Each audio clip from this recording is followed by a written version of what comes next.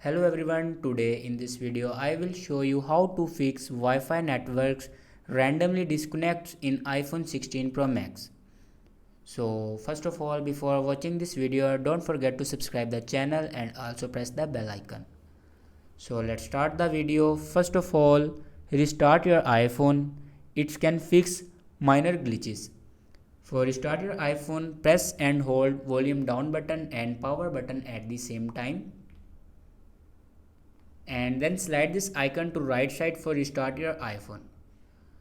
After restarting your iPhone, open home screen and then open settings, and then click on Wi-Fi, and then click on info icon, and then forget this network.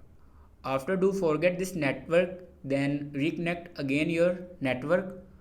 After doing these procedures, your problem will be fixed. Thanks for watching this video.